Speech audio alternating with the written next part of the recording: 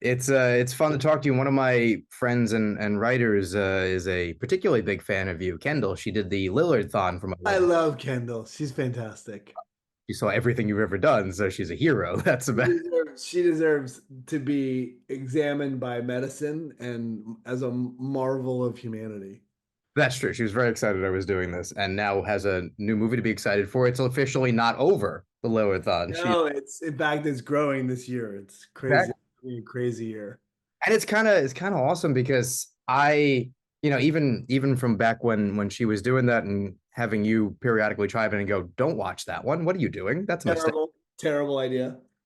But that's every career, right? That's kind of the positive of being able to have a long career, right? You can go, well, because if that's the only thing you were doing, you'd never say that. You'd be like, no, they're all amazing, and you should be proud of my work. But like the idea that you can go, I have ones that are amazing, I have ones that paid a bill, I have ones that I wanted to try something, and For sure. the, the fun of an actor. But then you get a script like this, and I feel like if they asked you to actually take out the garbage on the movie, you'd be like, no, this is good. I want to do that. Like, where can I show up? Like, what is it when you get a script like this? How does it feel? Well, I mean, the crazy thing is that a script like this, um, the reality is I have a really small part. I have Yeah. 5 minute part, right? And so the reality is that the reason you do a script like this is for the fellowship of the people you're working with. Mike Flanagan and I were introduced by a mutual friend, and we had lunch that was supposed to be an hour, and we sat there and talked for 3 hours, right? And at the end of it, he's like, we're gonna work together someday. And I said to him, you can ask me to be in anything, and I'm gonna do it. And so the reality is that what it's like to get a script like that is like very rarely in Hollywood do you say something like that at a lunch and it comes through at the other side with an opportunity.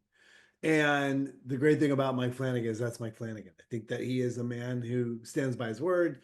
He is just as good of a guy as it gets in this business.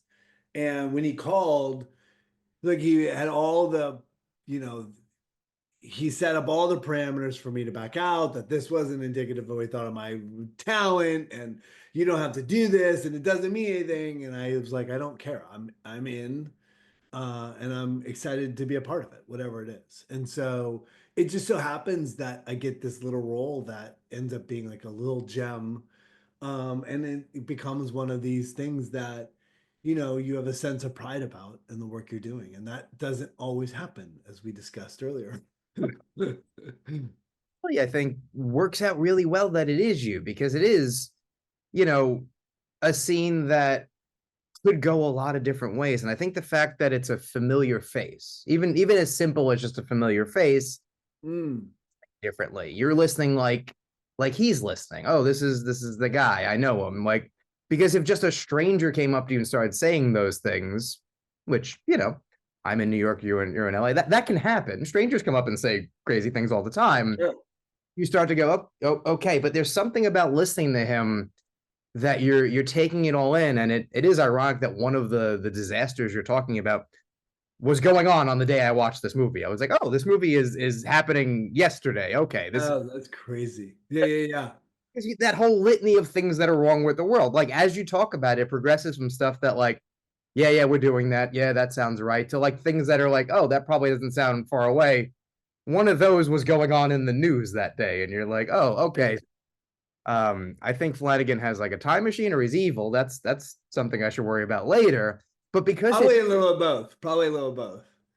but because it's you saying it, it has this sort of like wistful quality to it that it's more about like, well, we're still here, and it feels more like how we discuss things now. Like that is sort of how you go about your day. You talk about the various awful things that are going on in the world, be like, but I know we're doing okay. The Dodgers are doing all right. The Mets are doing all right. There's still something to hold on to, and that is like so much of that section of the movie is what is there to hold on to when there's nothing to hold on to.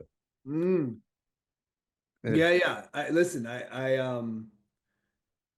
I think he has this everyman weight about him. To your point, I do think there's something really beautiful about this blue collar guy coming in, still trying to do his job as the world is walking by and they're running for their lives, walking for their lives.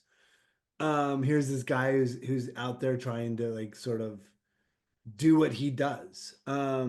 And there's a nobility about that. There's a nobility about this blue collar guy who's delivering the news at the end of the world. I mean, it is very, there's something about it that feels very, I don't know, Shakespearean in a way, right? Last poor Yorick in, the Gravedigger and Hamlet. You're like, oh, that's the guy sort of breaking down the news of the day. So I don't know. It's a really lovely part that sort of sets the weight for the rest of the film. Oh yeah, and again, having you there, even if someone's just flashing back on another character that you played, they can be like, oh well, that guy, I saw him and he was in his 20s. So this is what that guy's doing now. He's, working for the city.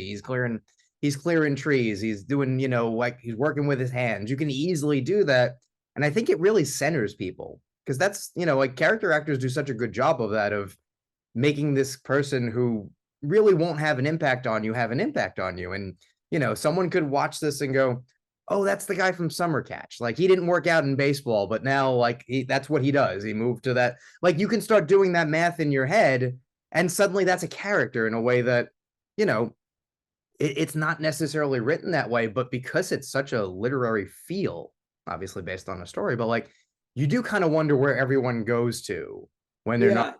Yeah, I to some extent. I mean, look, I think to your point, I do think that there is value in the fact that people know me Yeah. and have seen me before, and along comes this character that you're like, oh, you're comfortable with me on screen. You're comfortable with me because I've been in your home a million times in some terrible movie somewhere along the line. So I do think there is like oh, he's back kind of a moment to it that I don't know, maybe you just sit forward a little to listen just a little deeper in this, because you don't know what's coming. Well, because you do the math in your head of, okay, I recognize that person. That means we're supposed to pay attention. Yeah, maybe. Yeah, maybe. Nothing's an accident. Everything's expensive. Everything takes time. Everything's a choice, right? So like, someone goes, well, they're there, so we're supposed to be looking at him. Yeah. And, It's and funny. I mean, it's definitely a Mike Flanagan question. I have zero idea. I think it was like he's trying to, it's a little independent film, and he kind of any kind of way to sell it at the end of the day, probably, oh yeah, something. like listen, he's not the first to go, I've got a Stephen King story. And everyone goes, okay, and the check's gonna be made. He's like, well, hang on, it's not a horror. And then the check pulls back slowly and they go, No, for sure. or even though, my favorite film of all time is The Shawshank Redemption. Like that's Incredible. I think, and like Stand By Me or Green Mile. I mean, he's got all these human stories. I think Mike Flanagan does an incredible job of telling human stories in the sort of guise of horror. But yeah, the idea that the two of them teaming up to yeah. do a feel-good film about the end of the world is a little bit of a hard sell, and that's why, our hope is that you'll see my face, you'll see, Karen or Chidwell or Tom, and you're like, all right, I'm willing to take that leap of faith. And the way it's done also, and to do it, the structure that the film has, and for people who don't know, they'll discover it, but like it does lead you in a way that makes it accessible, even if Right. you're not confused ever, but you're going, I trust that this is going to work itself out for me, and trusting it makes the end of the story, which isn't the end of the movie, feel different than it would, I think, if you watched it chronologically. Like you would, I think by that point you'd be like, I don't want to watch what's happening. Oh, yeah, yeah, yeah, yeah. Like it's not fun per se, but there is a curiousness to like, oh, because everyone is already used to it. We don't have a character who's like, oh, I can't deal with this. Everyone has made their peace. You're kind of forced to also, and you're just it's observational and very like you would kind of just live in that world for 2 hours if that was just the movie and be fascinated what It'd be world. brutal. It'd be brutal to watch. Yeah, yeah. At the end you couldn't build up to that and then spend the time, because also you wouldn't look at the right things, like all the Yeah, all the things that when you get to the end of the movie that you do go, oh, I know why that looks the way it yeah, does. yeah. You wouldn't be able to do it if you were, Yeah. it's the It's trick. very strange to put a dance sequence at the beginning of. If I said, it's the end of the world as we know it, and there's a dance sequence in the middle, you'd be like, that's a different movie. Yeah. There's Oh, something about breaking up the chronological order that does. You're right. well, it allows the emotions that Mike and Steven clearly want you to feel to like come naturally. Like they, there's deeply upsetting parts of this movie to me. There's parts that make me feel like $1,000,000. Like, but it's all happening, as intended. There are moments meant to get you to certain places that you're gonna feel what you're gonna feel. And I think Mhm. in this way, yeah, you can kind of take whatever, for me, the number 39 takes on significance because of how old I am. Like, you start to realize what the movie's doing and allowing you to react to, and you get, you have a reaction. It's truly like one of the most special things I've seen in a long time, just by virtue of how it makes you feel at the end. Movies, Yeah. the best compliment is that you feel something, right? You'd rather someone come up to you and tell you, I saw something you were in, and it was like just went off on how much they didn't like, but they're having a reaction, right? They engage. Yeah. If they just said, "Oh yeah, I saw you in a thing. What's for dinner?" Oh, it's made no impact on you whatsoever. Well, that happens a lot either way. I mean, that happens no matter what. But yeah, the reality is that I think you're right. I don't know. The reality is that I don't. I'm not attached to the outcome of what somebody feels, right? I think that that's the storyteller's job and the director's job. But at the end of the day, my job is to like sort of hit the mark, say the line, and be whatever they need me to be for the movie. But the reality is that, I don't think this movie's an easy sell. I don't think that people are like, oh, Life of Chuck, slam dunk. They don't know what they're walking into. And so for me, a big piece of this is, and a review like you just gave is super powerful because I think that people, hopefully it will pique their curiosity, yeah, right? When you use these words, like you're gonna leave feeling something that it's like, Mark Hamill said, it's like no movie you've ever seen before. 100%. And I don't think I don't think that, I think that's accurate.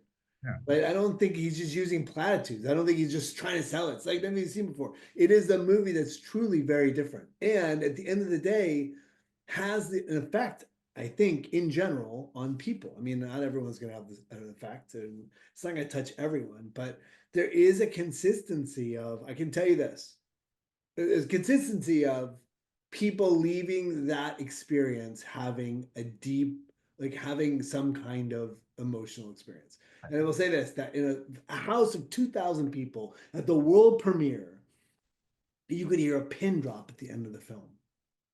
And, that was, nobody had said anything to anyone about any result of the film.